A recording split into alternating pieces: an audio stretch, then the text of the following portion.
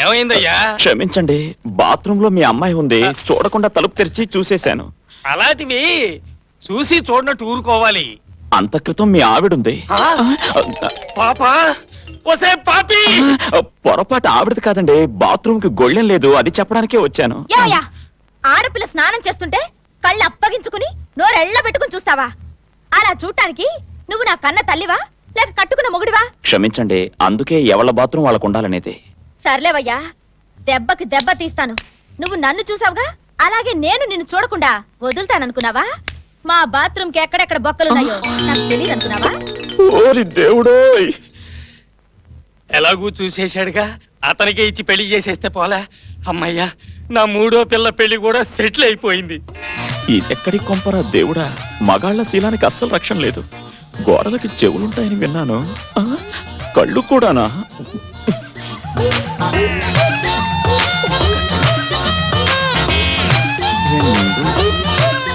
అన్ని బొక్కలు కప్పాను, ఇంకేమైనా మిగిలింటే వాళ్ళ అదృష్టం, మన దురదృష్టం. మీరు నన్ను కిడ్నాప్ చేసినట్టు నాటకం ఆడండి, అదే మా హీరో చూసేలాగా. ఆ తర్వాత నేను ఆడుకుంటావు కాట. ఇదిగో డబ్బు. ఈ పాటి ఛాన్స్ ఇవ్వాలి గాని చెడు కూడా ఆడుకోము.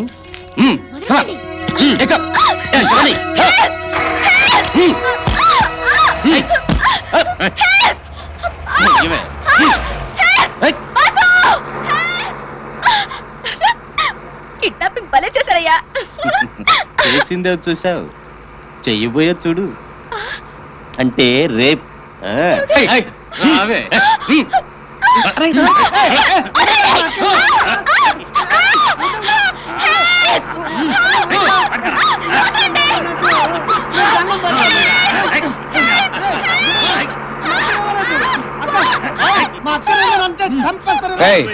ఏదో శుభకార్యం చేయబోతుంటే మధ్యలో వీడెందుకు రావడం? తోచండి.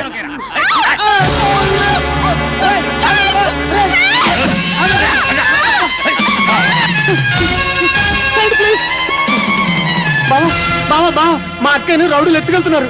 నాటకాలు ఆడుతున్నారా మీరు? ఆ రౌడీలతో బేరాలాడడం నేను విన్నాను. మొదటి నాటకం అనుకున్నాం బావా, కానీ ఆ రౌడీ వెధవలు నిజంగానే ఎత్తుకుపోయారు బావా. ఇది నాటక రక్తం కదా? కాదు బావా, ఒరిజినల్ బ్లడ్. మా అక్కని రక్షించి బావా. తీసుకెళ్లారు? హార్బర్.